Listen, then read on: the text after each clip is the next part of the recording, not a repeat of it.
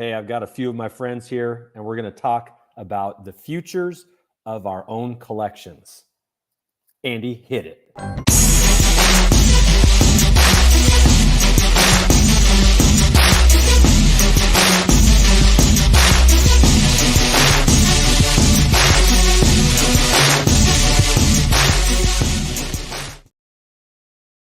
Welcome to the Holo Chronicles podcast. I'm Andy, and I am flying solo tonight. We are off the cuff in the truest sense. We didn't know we were going to do this, and I say we because I've got a few of my buddies with me to talk about our collections. We didn't know we were going to do this till about 10 minutes ago, 15 minutes ago, and we thought, let's just do it. I've got some hard-hitting collector questions that I need to answer for myself that I'd also like to hear what they have to say about it. So I'll bring him in one at a time. You guys all know him as the Shabby Geek, my buddy Mark Richardson. Hey, buddy. Collecting time. Oh. And we got his brother from the same mother, Simon. Good to see you, Si. Good evening. And our good buddy Mark. Don't call me G-Force. Actually, call me G-Force. So we don't get used. Now, the three of us have Star Wars in common with our collections, but each of us collect a little bit something different or a lot bit different. And the other night, what got me started thinking about the state and the future of my own collection was I brought up the question in one of our, we get on a weekly call, sometimes a couple times a week with just a group of us through Instagram. And we were just chatting one night. And I asked, hey, do you guys think that you'll ever get to a point where you've kind of checked off all of the big hitters on your list and you feel like you can kind of finally be content with your collection? Or is it all, you're going to just keep doing it? Or if you're not collecting, you might as well get rid of it all. Like what's the plan with you guys? And if you wouldn't mind going around the horn real quick, Shabby, is there a point do you think that you'll reach where you'll say, I'm good. I think I finally am content with where my collection's at. That doesn't mean you'll never get anything again, but it's just like in large, I'm good. You think you'll ever get there? I hope not. That'd be so boring if you did. It'd be terrible. Do you know what I mean? Imagine that. I mean, when I did the 112, I completed the 112, the red and black boxes, right? And I got a couple out. Bosk, I think, Papa, few others, the lads, they sent me the last few I needed, and I had them, and they're all behind me. They're all on a display, beautiful behind me. And I was content, but I think I was content in a different fact because the new boxes were coming. So I don't know. I'd hate to think. It's like when you get it's like what I said to you before, when you get a holy grail and you've got it, and then the feeling I got after I got it was like empty in a way, like, oh no, I don't have to look for it again. So I hope it doesn't. I hope it carries on forever. So you're just going to keep on collecting. Yeah, of course. Okay. What else are we going to spend my money on? Do you know what I mean? I don't know. I don't know. My rock and roll days are over. Do you know what I mean? The ladies are done for Shabby. I'm going to spend my money on something. Do you know? Yeah. I think I'm the same as the other two lads here. I've been collecting forever, and it just feels weird not. I look forward to everything. And I think it's because maybe I collect a few lines. So even if you finish one, you're not going to finish another. But the thought of it finishing or being completed, no, not for me. No chance. Well, how about you, Simon? I know you've got a pretty vast DC collection and comic collection, and you still collect, Star Wars items from time to time, and even the occasional sideshow collectible or hot toy. Do you ever more see money yourself... than me, Si? You can tell he's got more money than me, can't you? What do you ever see yourself getting to a place where you're like, okay, I think we're good. I think my collection's in a good spot, and I can finally, like Tony Stark, I can finally rest. For me, I think it all depends what you collect. If I was vintage Star Wars, and I'd collected all the run, and the 96 is here, and the last 17's got, all the mini vehicles were in, all the boxes were in. I think then I would say I'm done, I'm content with what I have. But I think the way I collect, it's like I've waited, and even though they've been popular, I really have waited 40 years for them Dungeons and Dragons figures. It was my favorite cartoon as a kid. I still watch it daily to this day, really. So, you know, it's things like that keep coming. You know, in the next 5 years or 10 years, there could be something else that I've waited for such a long time and can't wait to get in. And so I can't really see. I think as I get older, your habits slow down. I think I'll generally won't be buying normally the vast amount that you're buying and stuff. And I think you go really severely more for what you really want. But as collecting, no, I don't. Like our kid, I don't think it'll ever stop. No. Okay. Well, G-Force, round us out here. What do you think? You got a massive toy room there behind you. What's going on? Is it going to stay that way, or is it just going to keep reaching out to other rooms? I kind of like what Cy just touched upon. I think it'll slow down, if anything. But I think being the kind of plastic addicts that we are, and cardboard addicts, and posters, and like, I think there will always be something to collect. There's that much. Even if you just say Star Wars, unless your name's Sansweet, you don't have it all. Yeah.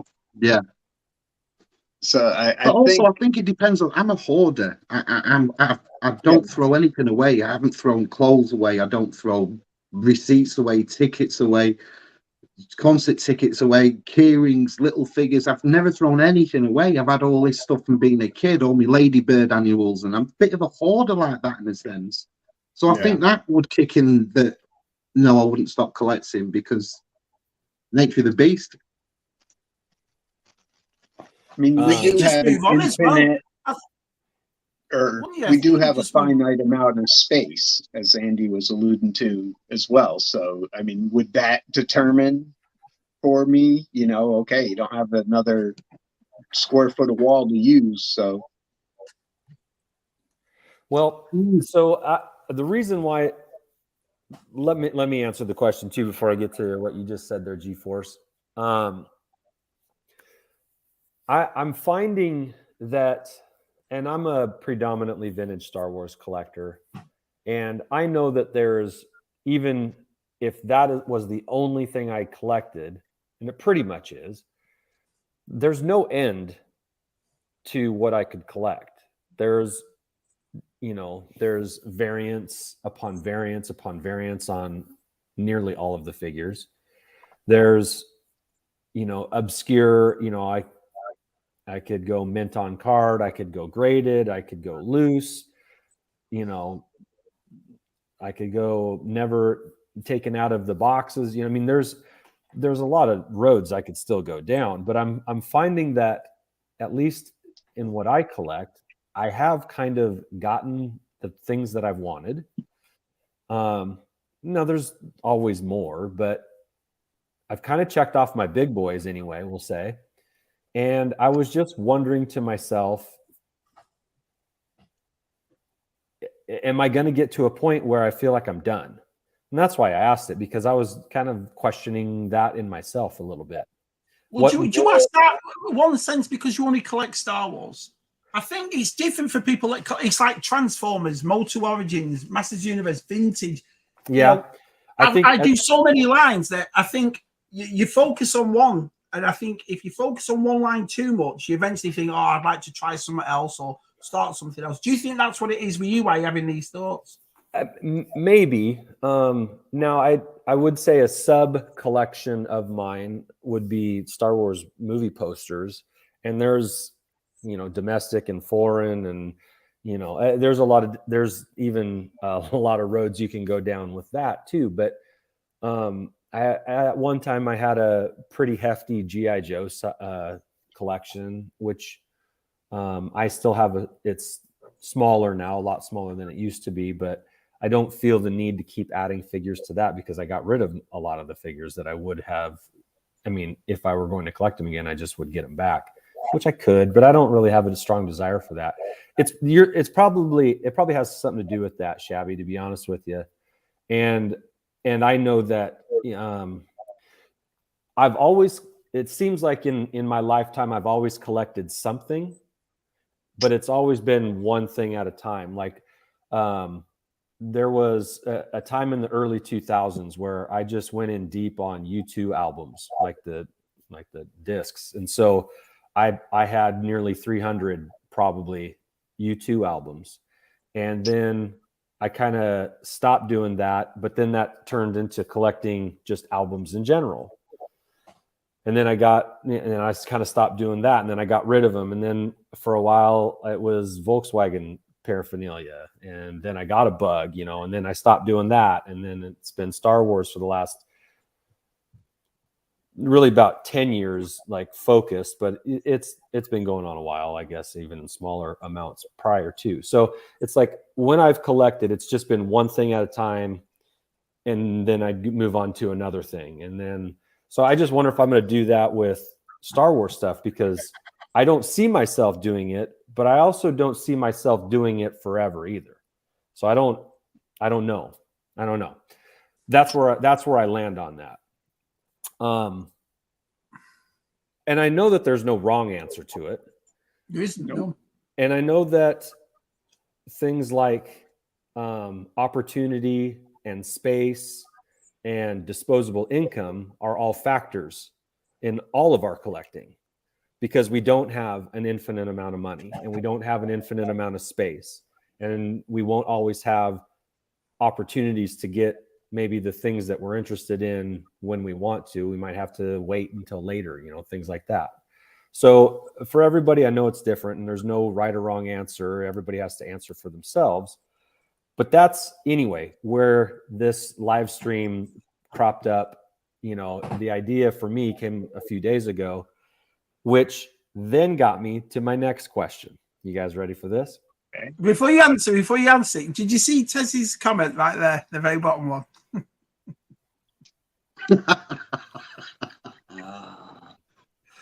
Ding. Yeah, but Brilliant. Yes. Okay, so my next question to you guys. Let's say you've maxed out whatever space that you have in your with your toy collection, your toys and collectibles, and something needs to go. What is, and we'll go reverse order this time, start with G-Force. G-Force, what's the first thing you get rid of as a line? Because I know you collect a lot of different things.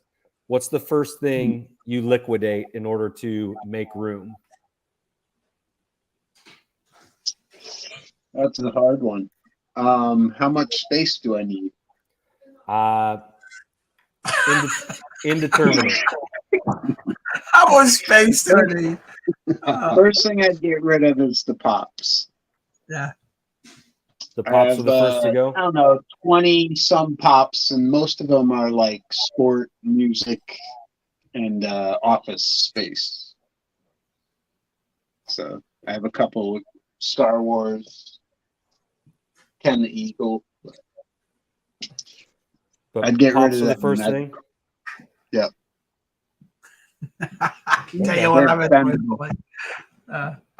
Simon, how about you? You've got too much stuff. What's the first thing that goes? Well, I've been looking around the room, and I'd probably look at Claire's wardrobe and think that's a bit too big. Claire's wardrobe can go. She's got too many stuff, all the sports stuff and all that can go. She's got clothes on her back. What more? I don't know. I think me and Pete, Scuba Pete, were talking about this the other night. That picking up random figures, and sometimes you look at something that you like, so you just grab it and you don't touch it. You don't take out this box or anything. You leave it as it is, but it's not really involved in your collection of stuff.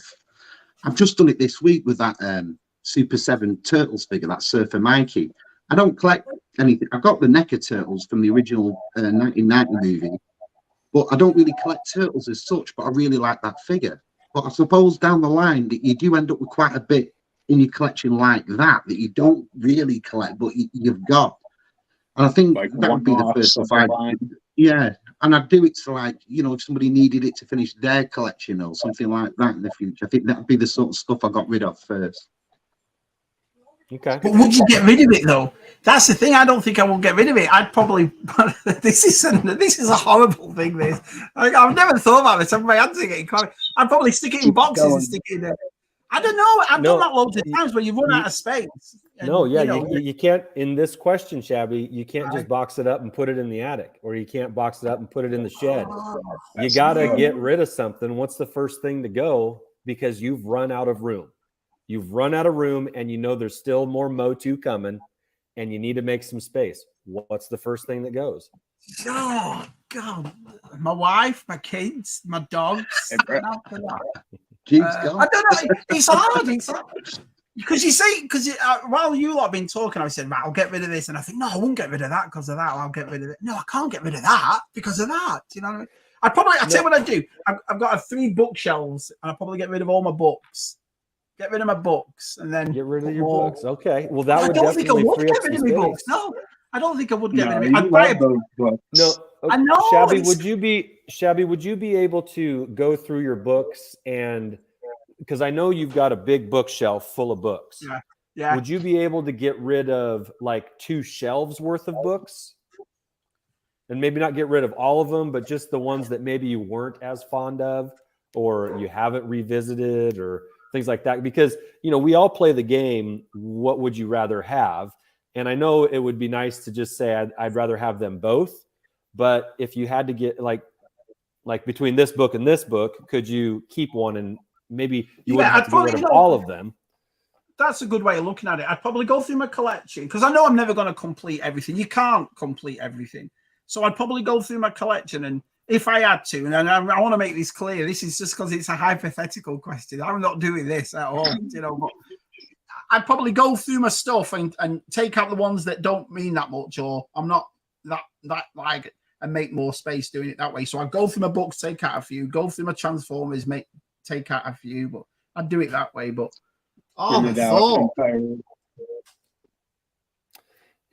okay. So in fairness, I'll answer the question too. If I need to clear up it depends if I need a little bit of room or a lot of room. If I just need a little bit of room, I get rid of my my mini rigs and accessories. Those go. They're gone. I really like them, but most were not even used on screen, so I don't have like a tremendous attachment to them because of any movie or show. And then if I need a lot of room freed up, I think I get rid of my vehicles, my Star Wars vehicles. No way. You couldn't do. It's easy to say it, It's easy to come out and say it, but if you actually had, could you really? I don't know, mate. I don't know. Well, get rid of your Falcon or your Imperial Shuttle or the Rebel Transport or something like, or an X-wing going Interceptor. You'd be like, you see? You'd be like, God. I know. Yeah, I think the mini rigs is where I would start. I can say that for certain. I'd start with the mini rigs, and then we'll see. I've got it. I'll get rid of my duplicates. I'll get rid of them. Yeah, there are duplicates could go. Yeah. I don't know, Cy. I might get rid of the McFarlane if I needed a lot of room. Ooh. I know that stings you, but I'd give it all to you if I had to get rid of it. But I want to take a moment you here don't want that. And acknowledge the chat here. Thank you guys for your comments. Yeah. Steve-O here says he's been kind of kicking this around too. It says, I've been pondering this very question lately. My Star Wars comics collection is growing beyond what I can manage. I think I may be selling it soon. So it's a very addictive thing, isn't it? Like, yeah. And everybody has to answer it differently. Where do you stop? But Andy, you said your own question before, where you said that, there's a point that you stop collecting it. But the nature of your beast is that you'll only start collecting something else. Because if you did collect Volkswagen stuff and you did collect albums and stuff around the world, and then you collected Star Wars, if you was to sell all your Star Wars stuff, you'll only be thinking, right, what's my next collection going to be? Yeah. So really, in the sense of the word collection, it doesn't ever stop, does it? Really? No. I stopped the Star Wars comics for what Steve-O actually said. When they brought back the Star Wars comics, I got Afra, Lando. I bought them all at the start, and I got quite a big collection of them. But I had to stop because of exactly what Steve-O just said. I thought, I'm going to stop now because this is getting a bit too much. So I filled a huge long box up down there, and that's it. I'm done with it. Do you know what I mean? So, and for that reason, if I bought them or sold them, I don't think I'd be missing. So there is something I have stopped doing because it wasn't something that, you know, I never read comics. It was our side that did the comics, never me. I just fancied the experience of reading Star Wars comics, you know. But then you sit back and go, yeah, but I'd love to start collecting vintage Motu comics. And so there's always something that replace. If you get rid of something, I think it's like what Sido said. I think you replace it with something else. You know what I mean? Yeah. I think collectors is in our blood, isn't it? And the other thing to tell you as well, just while I remember, we're kids from the 80s. And every toy line when we were kids, we said, collect all this, collect all that, collect. And so I think it stemmed into consumers. Exactly. They programmed us to be consumers. Yeah. Exactly. Numbers on everything. The way they're all laid out in the photo, so you saw all of them. And I think that's what got us collecting in our adulthood, is that collecting thing. It's because there's so much out there we want, you know? Yeah. Well, I suppose that you know, what the first thing to go might be difficult. But Steve-O follows up with, what's the last thing to go? And I could only potentially think of this scenario if something tragic happened and I needed to come up with money, like a medical bill for one of my kids or something like that. You know, I needed to come up with some money and I had to sell. I can only think of it in tragic terms here, but the very last thing that I think would go would probably have to be, and you guys get ready to answer this too, would be my collector display UK figure case of the original 96. Yeah. And in there, I'd put, you know, I can put some variants in there too, so I could get like a full 96 with a few of the big variants in there. And I think that's probably the last thing that I would hang on to if everything else had to go. I don't like to think about that because there are some tremendous Star Wars movie posters that I have that I absolutely love. There is. But if it really came down to it and everything else had to go, I think the last thing would be that. I hope that doesn't sound too sad.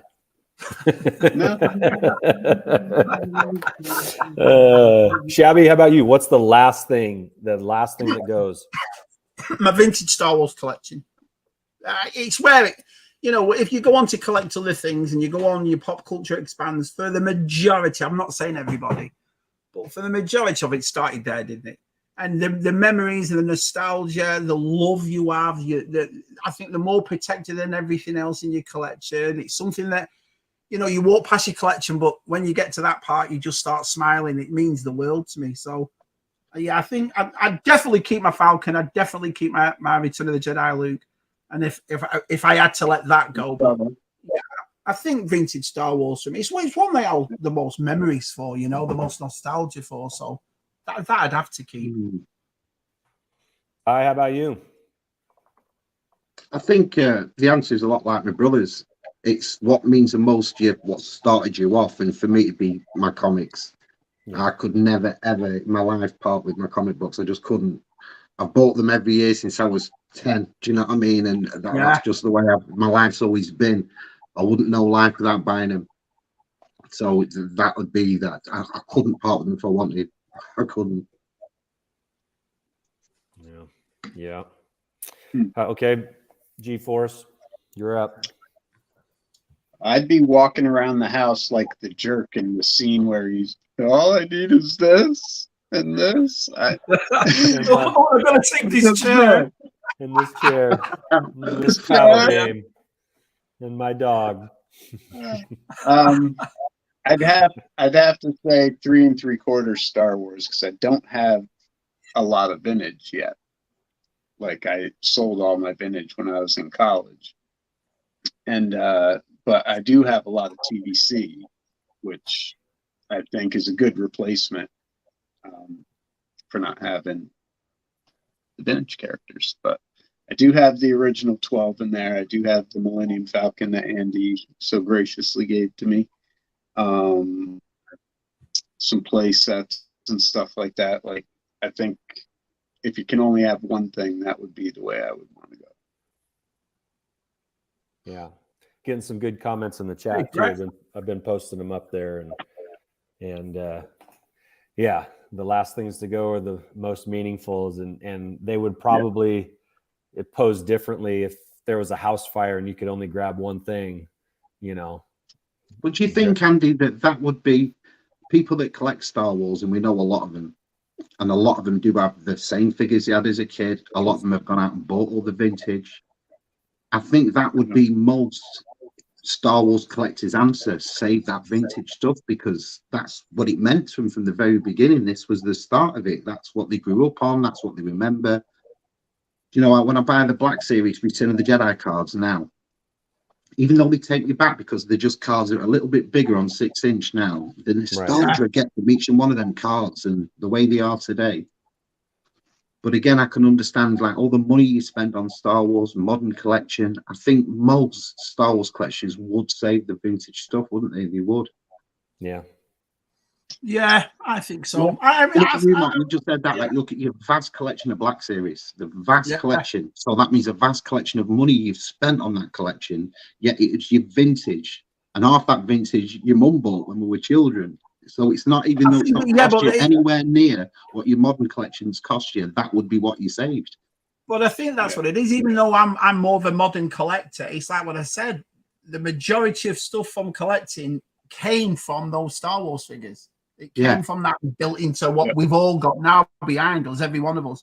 And so, you know, it's, It's like my love for the multiverse figures. My love for the multiverse figures comes from, I read these comics in the 80s and the 90s. So to say I've got figures now like Deadman and Deathstroke and all these off figures from the animated show and all that are coming gives me a really nostalgic buzz. But I would still say the original content of them, which was my comic books, over the multiverse figures, you know, so. I think it's why you get into collecting. Anyway, a few months back was the very, very first time I've ever sold anything from my collection. When we moved into this house, I have a shed out the back that's just chock-a-block full of stuff. And it was Jen really that was saying to me, well, you know, I put out all my collection room and I'm expanding it and so forth. And she said, what you've got to look at is that stuff that you have in there, will you ever put out? Will you ever display it again? And straight away is what we're talking about tonight. You think of room, you think of other stuff you've got. And you say, no, not really. Yeah. So when I sold it, it was hard. It was, but it's stuff that I would never have used at the moment. In there, I've got the complete section of 5 POA, every playset, every vehicle, every figure of Force Awakens and Rogue One, except for the AT-AT. The AT-AT's the only thing I don't have from Rogue One. And I'm starting to think it again. Now me and G-Force are going to go to a toy shop in a couple of weeks, and I'm still pondering, should I phone them and say, listen, do you want this stuff? It's all never been open. But that's what so I would agree that your collecting changes, but I've never been one of those people to get rid of anything, you know, or to sell anything. And it's difficult for me that. Yeah. I'm kind of like Simon in that regard too. I hang on to everything. I have concert ticket stubs, movie ticket stubs, all that stuff. They're all memories to me. Yeah. So, you know, like I am a bit of a hoarder in that regard, you know, but I think if you can like kind of what we were talking about earlier, just thinning certain collections out to make room for new stuff. And if you can keep it organic like that, it can be a healthy thing, a healthy rotation. Well, that's what Matt does. Me and Tez, we're part of ZSR, and the other member of ZSR, Matt, he does that deliberately. He'll get rid of stuff to either buy something he really wants or to make room for something else, and he has no issue with it. You know, I think many of us have seen Matt put something up, or he's bought a hot toy, and when he gets it for that price, he says that it's other stuff from his collection that he's sold, and that is a really good idea. There's so many times we'll sort of had a conversation behind the scenes about stuff, about, you know, HasLabs or about hot toys, which I've always tried to say, I don't really collect them. But I've never put myself in a framework that, I could do it if I sold things that I don't really need or things that, you know what I mean? I could make that money from that. And the other way of looking at it, and this is another thing my wife said, considering she's not a collector, she was pretty smart. She said, what you're also doing by selling stuff like that is you're helping someone who just focuses on that collecting, who needs that one thing, and it's in a storage room in your shed. So, it's a good way to look at it. I had this back and forth with Awesome Geek Show John. This was a couple years ago, but I'll never forget it. He wasn't complaining, but he was stating that, man, he would really love to get a Yoda hot toy or a Sideshow collectible, but they were just so expensive. They were about $600, the one that he wanted at the time. And he was just like, man, they're just so expensive. And I said, well, John, you've got 5 Darth Vader cases filled with figures up on, that top shelf up there. You could sell one of those and probably have enough to get the thing that you really wanted. And he was like, no, I can't do that. I can't do that. It's like, but you've got the means and the resources right there. Like, I can see it. Do you remember those videos he did, Andy? And how many hammerheads he had, and how many duplicates? I know. Quintuplets of rare figures. And so it's like, you sell 2 last 17 figures that you have 3 of, each, and you could get the thing that you really want. But I can't do that. I can't do that. So that always made it. I didn't get mad at him for it, but it always made me laugh. It's like you actually could get it pretty easily. Oh, yeah. Mike was there. I just missed him. But yeah, it just cracked me up because he was bemoaning the fact that he didn't have this thing that he really wanted, yet he could if he wanted. I've seen this guy's comment here, and it makes a lot of sense. He said, I've really done the unthinkable and sold off all my vintage stuff to fund my recent Hot Toys collection. Makes sense now.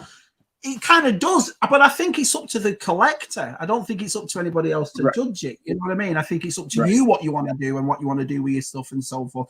Because you'd say it one year, he's probably got it himself. He's probably said, I got rid of that vintage stuff. And probably most of the people around him went, no, what did you do that for? And so, but if you're not that, if you really want something and that helps go towards it, I don't see any issue with it at all.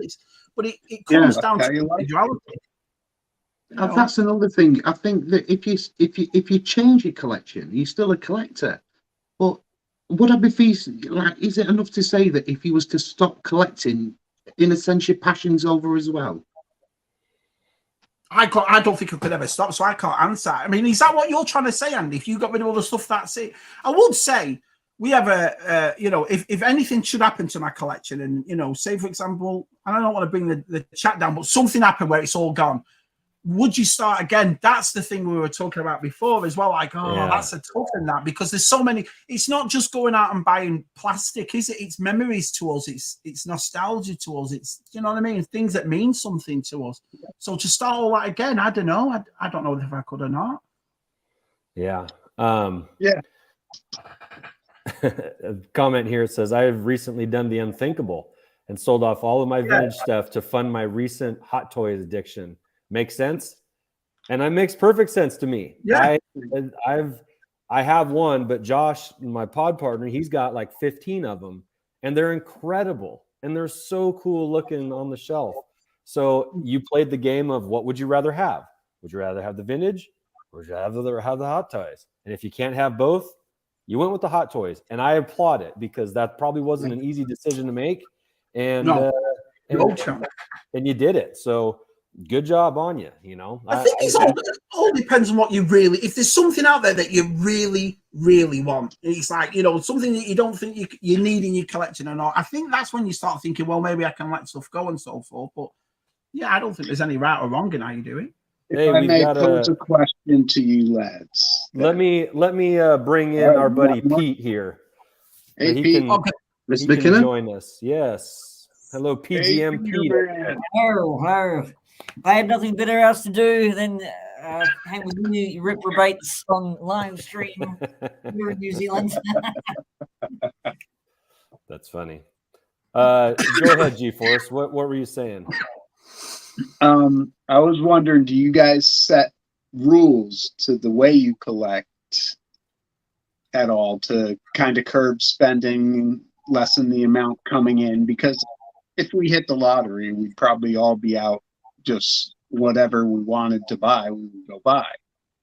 But Well, obviously there are financial limits and spatial limits in what you have. So do you set rules to kind of limit what comes into your homes? Not me. If I can't afford it, I ask Si.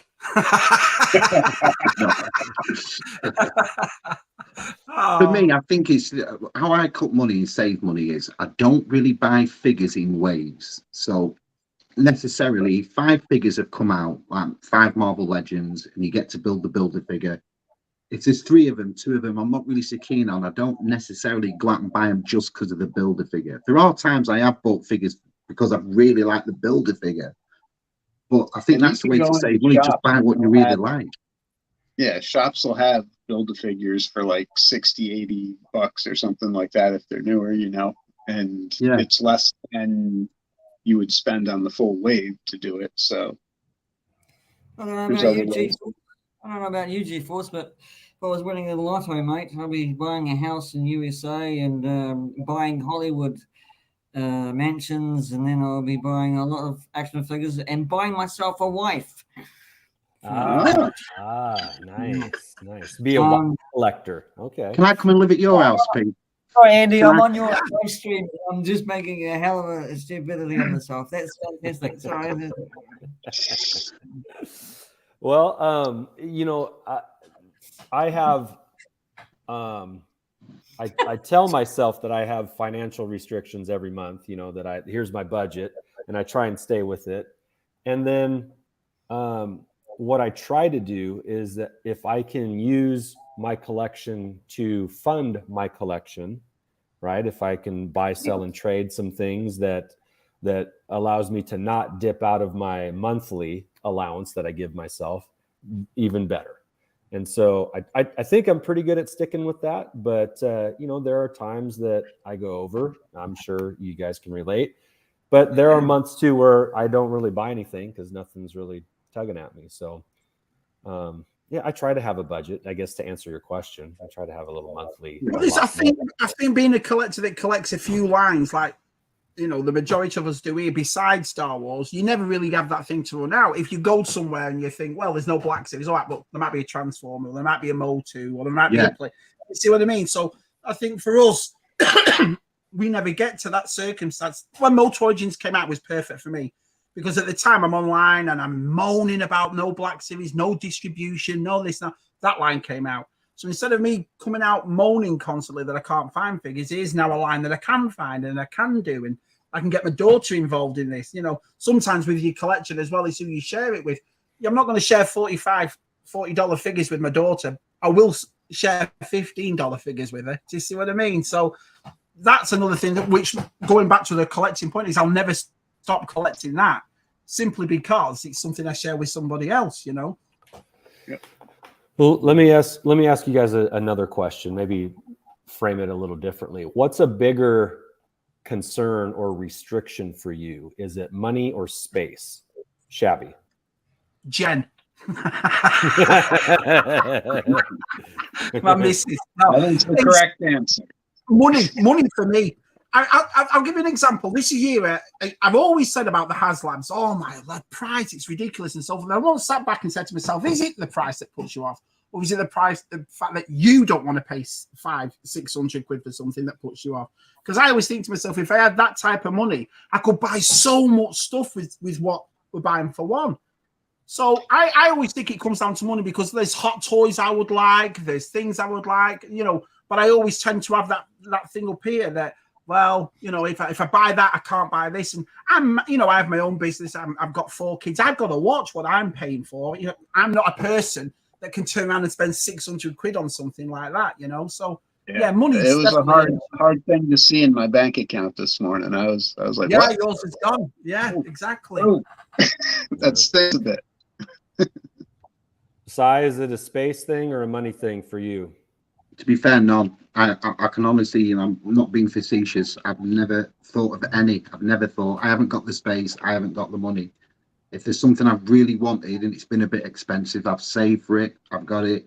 But I've never once said to myself, I mean, I've noticed that a lot lately. There's a lot of collectors that I think are running out of space because I keep hearing it's too big, I haven't got the space for it. And I hear that a lot now. Do you know what I mean? And so you know that people are considering what space they do have in the rooms and stuff. Yeah. But for me, it's no kids in this house. Do you know what I mean? So I've never worried about the space or anything like that. Yeah. I G-Force. think it's how you live. If you've got family and stuff and you've got rooms and stuff, and obviously, you know, the space is going to be a struggle because you can't take the big room in the family house. You can't, can you, for your collection? Yeah. So Yeah. What's a bigger concern, Mark? I think they're both equally concerning at this point for me, but I think space right now is my bigger concern, having bought the largest ship that they've made. So I actually am going through a big overhaul here soon. Okay. I got a couple of these like 4x2 shelves that I have just half of each of them as tables. So I'm going to take them and put them in my bedroom with the TVC and put all the ships on that as a big shelving unit.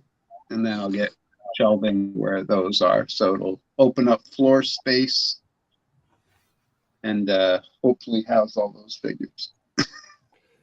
Pete, I think habit plays a big part as well. I think habit is a big part of it. I think it gets to the month and you think, oh, and I like that. And you end up looking on the online sites and you go in these shops every time you go out. I mean, and like you lot, when I go out, I make a beeline for Smiths, a beeline for iCollectibles. You do, you know, it's like tractor being in these shops, aren't you? Stop at Target on the way home from work. Just be like, so is that more habit than you need it? What I have learned this year a lot in the community is playing the waiting game. That's what I've learned. At the beginning, it was, this is out. If you don't get it, you're not going to get it. And I've noticed things still here 16 months later.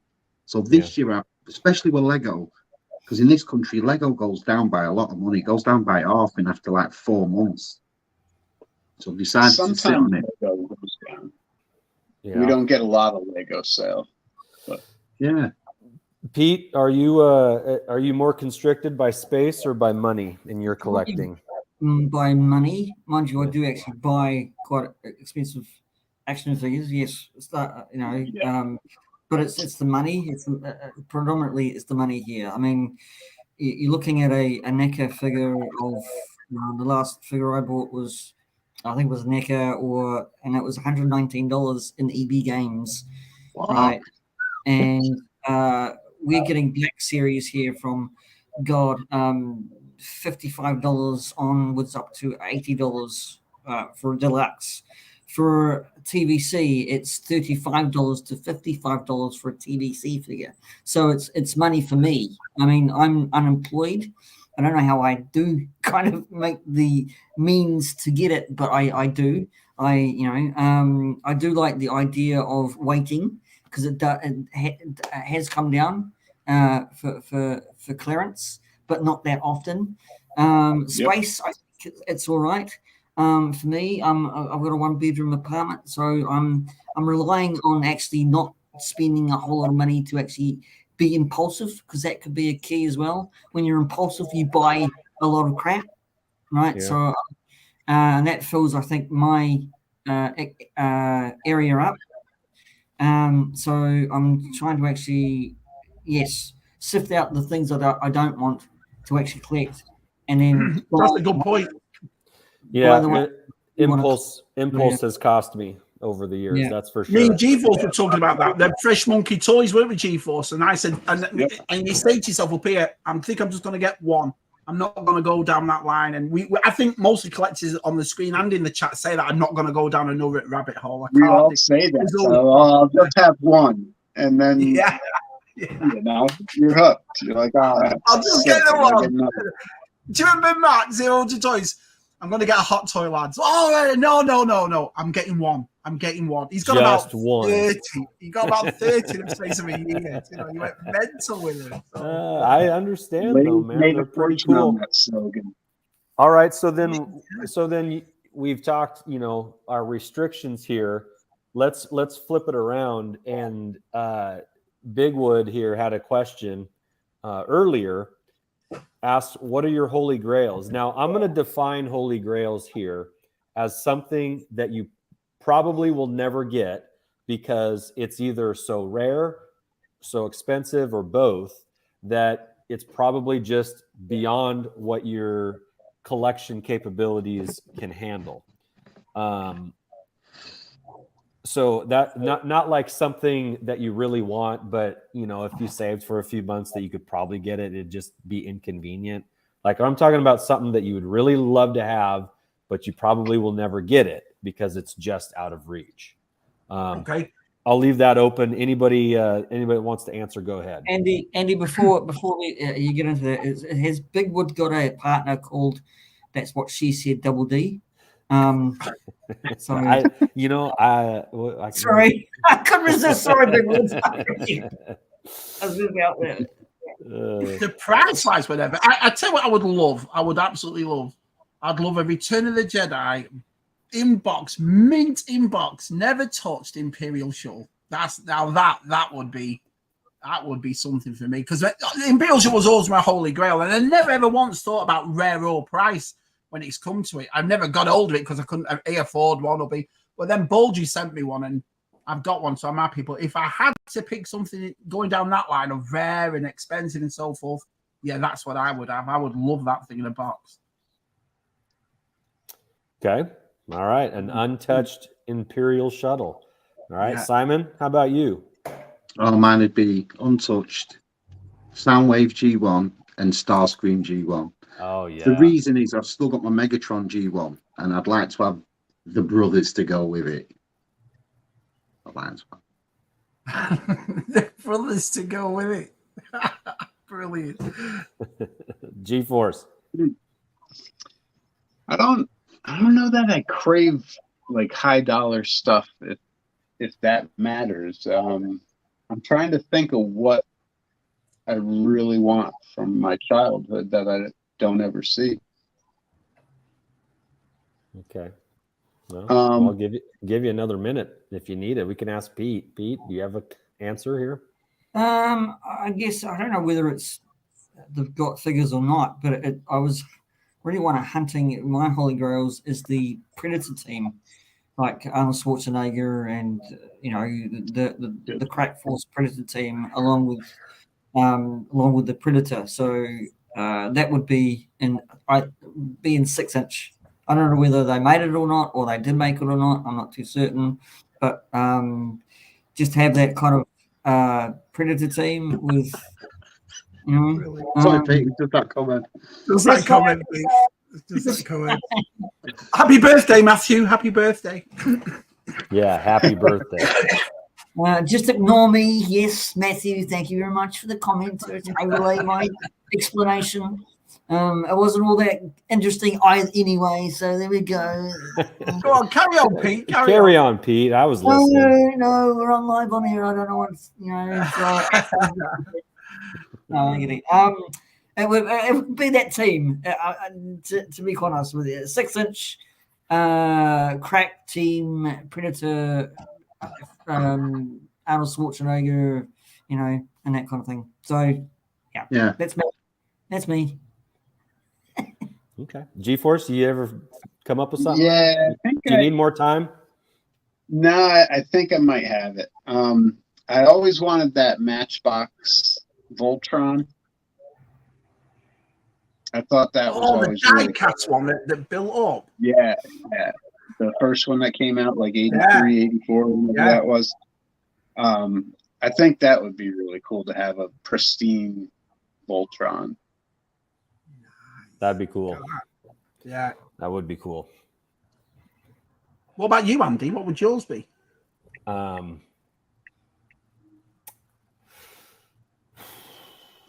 It would be I have two. I'm going to say them both here.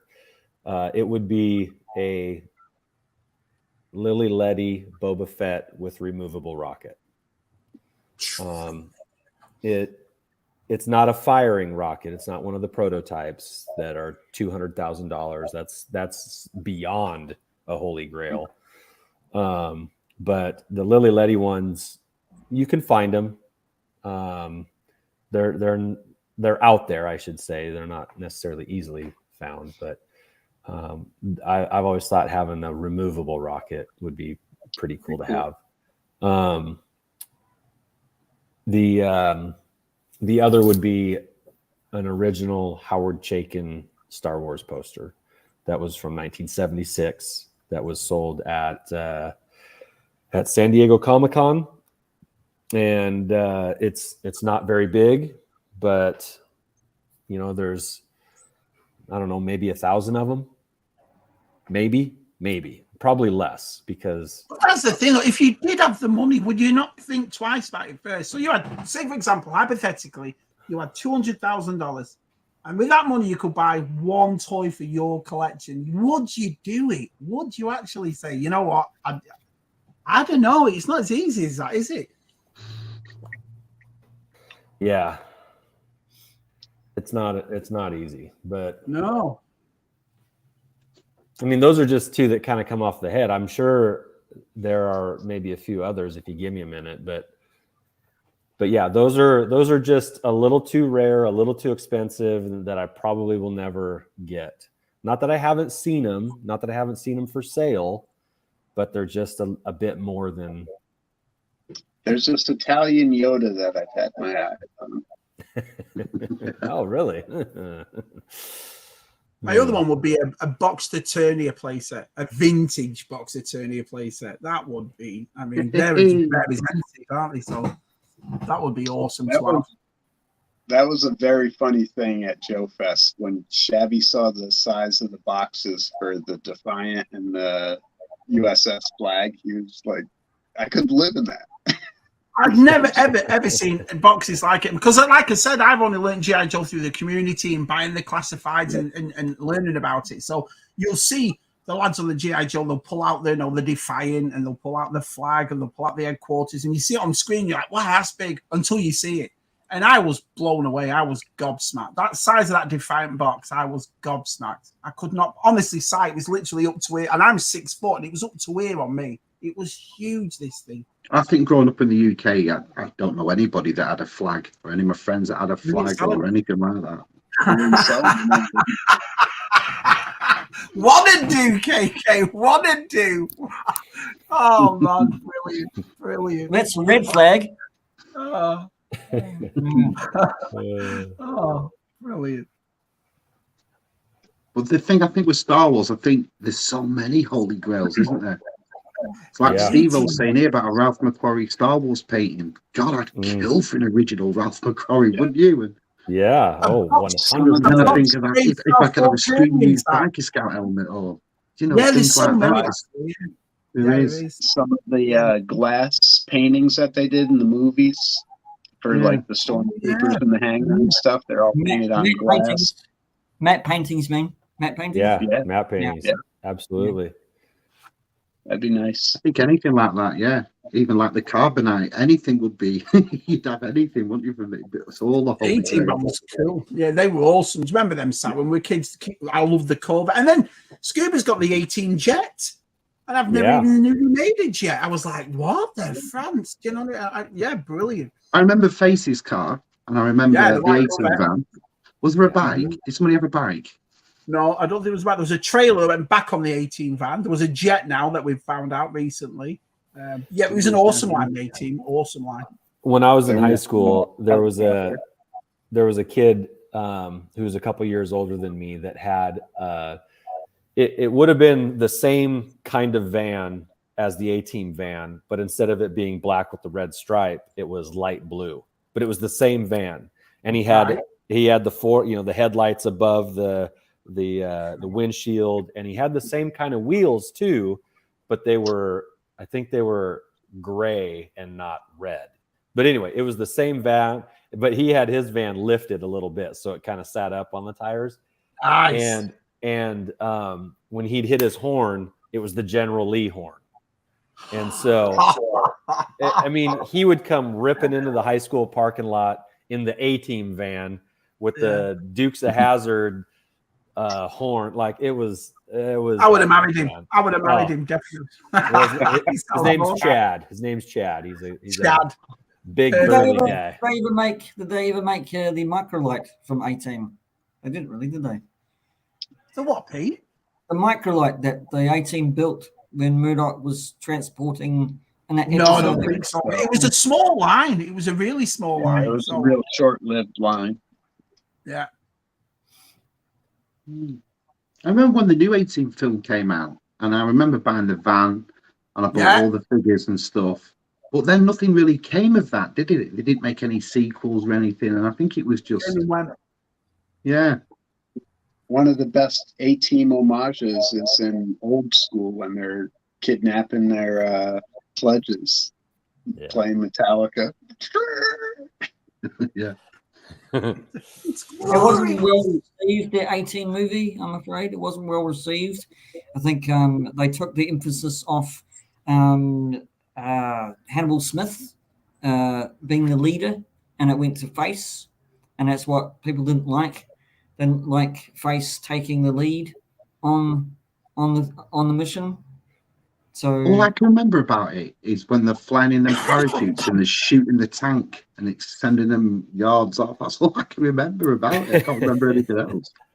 But you know, even in the television show, like Face was the secondary guy. He was the one that would kind of come up with the side plans, and you know, Hannibal would have the big idea, but Face would need to go do something to make it happen. And so, I mean, I never saw that as a problem, and you know, but I'd be down if they wanted to make another one, even if they used the exact same characters. Like I'd watch it in a heartbeat. Yeah, they were awesome. It's funny how, you know, they can go into a garage and make a tank. I can't even sensei stuff off in a box. They're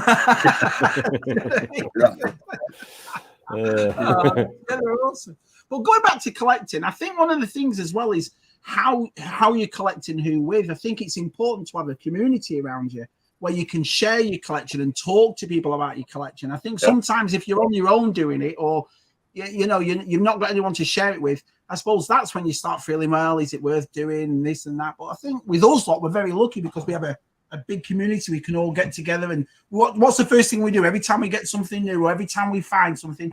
We send the pictures out and we talk to the lads and get everyone involved. You know what I mean? So I think that's another way why I wouldn't stop collecting, is because I enjoy the social aspect of collecting, you know, talking to people, looking at their collections, you know, finding out about stuff.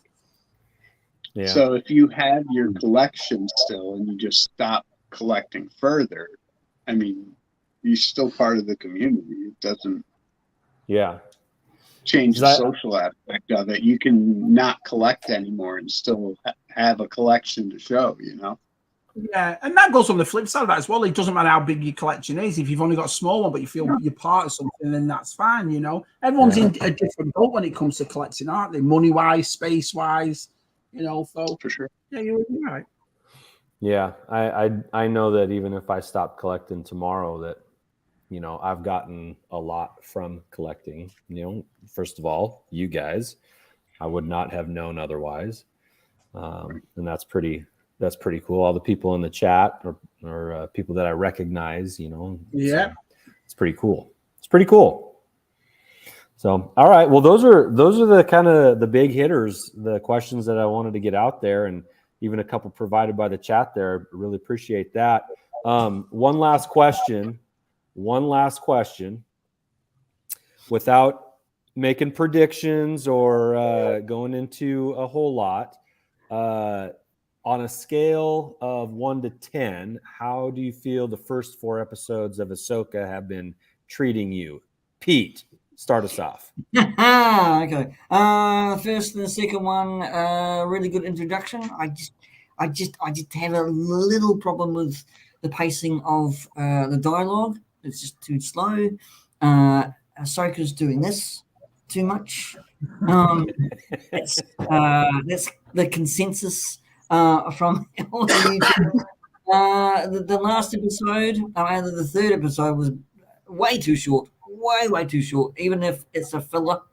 The fourth episode, I thought explained a lot, and it's getting into new territory, which I like. Good on you, Dave Filoni. I think I'll tell there him. is points. There is some points on the fourth episode. Again, I reiterate, the dialogue was way too slow and pacing. I mean, but it did have some really good aspects in it. Good fighting, lightsaber duels. Ray Stevenson, he's the man. He is pulling. Oh my God, he's good. He's fantastic. The best one on that casting list. I think. May he rest in peace, because he's doing Star Wars proud. I think. That's how I saw it. Yeah. Fantastic. Yeah. Nice. All right. Thanks, Pete. G-Force. So what Pete just said, and I really like Shin's character. Both of them, even Morgan too. We discussed on Left Coast show that they're doing a really good job, like with their facial expressions and throughout their acting. So I think they're really capturing the vibe of the characters very well, all three of them. But I am happy overall with it. Like he said, 3 was a little short, but they did cover a lot of ground as far as like kind of trying to explain Rebels a little bit and what was going on. So I thought that was all right. So 8.5 overall. Simon. I'll give it a 5 out of 10. Reason being is, first 2 episodes were a bit off for me. Third episode was like it was splitting up, but then this last episode pulled me back in, just like how the Tantive was pulled in. I was pulled in, and the characters changed a lot for me in that 4th episode. I thought the 2 sort of Sith, Balin and Shin, they just completely changed in this episode, and they went like really cool for me. But I will give 10 out of 10 to Hera's orange pants, because that shape is watchable. Rewatchable even. Yeah. Okay. Fair enough, Simon. Fair enough. Shabby. What's 8 out of 10. I'm loving it. I think it's great. I mean, I really enjoyed the first 2 episodes. I thought they were good. And I don't want to sound cheesy or anything, but Rosario Dawson, we all said before she was cast as Ahsoka, she'd be a greatest. Remember, the fans was going around, all the fans like who would play Ahsoka, and she's born to play that role. I know she's getting a lot of flack, but I think she's fantastic in it. I think she's superb in it. The episode 3, we all had that private chat, and I was like, oh no, lads, it felt a bit, but that last episode just felt like Star Wars to me. It was great. It was everything Star Wars should be. Dialogue was better, pace was faster, like Jen was talking about. And that Balin Skull, what a character he is. What a, rest in peace, bless him. He was superb. So, yeah. So I'm enjoying it. 8 out of 10. Yeah, it's good. 7 out of 10 for me. I forgot to rate it, so I'll go 7 out of 10 with that one. All right. I'm really enjoying it so far too. Episode 4, I think everybody agrees, has been the best one of the 4. Definitely. And I think it really opens the door for episode 5 to be the best one of the 5. Really curious to see what they do with Anakin in the world. Spoiler. Yeah. The world between worlds. Like, Yeah. I have a lot of questions. Been talking with my peoples about it. Got some ideas. We'll see. I just know that my friend Dave's not going to let us down. I just hope they stay there now. This is the problem. We've had this before in Star Wars TV shows where it hits that thing, but then comes down. I hope it stays where it is now. And a lot of people were slagging off the CGI of Anakin. That sort of stuff never affects me at all. I thought he looked great. So, no problem. I think they got the lighting right. For me, that's what I could see. It was the CGI. Right. They got the lighting right for Anakin to be in that space. That's where I saw it. So, Okay. It's good. It was really good. All right. Well, hey guys, I really appreciate you hopping on with me. We've done an hour here and just off the cuff. And so if you guys want to, anything you guys want to plug coming up or that you're doing, you might want, the 20 people that have been watching tonight might want to catch. Well, you can catch me, Matt, and Tez tomorrow on ZSR, 3 o'clock Eastern, 8 o'clock UK. It's our live stream we do on a Friday. So it's on my channel tomorrow, which is the Shabby Geek channel. Okay, sweet. Sai, you got anything going? No, just official launch of Manga Fandango t-shirts will be October the 30th. So look out for that. Ooh. That's the official launch, and that's basically what I've been working at. So that's Nice. it. Nice. I can't wait for that. PGM, you got anything coming up?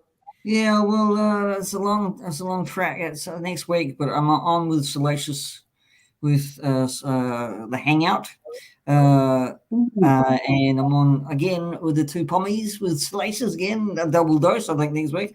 And I do want to get some action figure reviews out on my channel, so that'll be upcoming. Okay, and Coming is it what PGM or the the real PG Pete the PGM toy reviews. That's what I'm just branded toy reviews and stuff like that. Nice, Pete. And there is two other things on the radar for PGM. I've got two movie reviews. Heat. I'm doing Heat, the classic movie Heat, with Robert De Niro and Al Pacino. Love it. Love that movie. And I'm continuing. Hopefully, it's coming back, guys. Continuing James Bond movie reviews as well. So it's Awesome. coming. Yeah. All right, G-Force, how about you? Yeah, just head on over to GeForce Racing 20. It's all there. Do weekly videos, so latest one went up, I think, Tuesday. Don't have anything specifically planned. Got some figures to unbox. I got a room to redecorate, so maybe I'll document some of that. I don't know. Okay. Awesome. G-Force, that should be your new catchphrase. It's all coming up. It's all good. It's all here. All coming up. Josh and I will probably be on next week to do a podcast. So the people have been clamoring for it. So, so we'll be on next week. But until then, you guys have a great weekend. Thanks for hopping on with me. Chat, thanks for hanging out, and go play with your toys.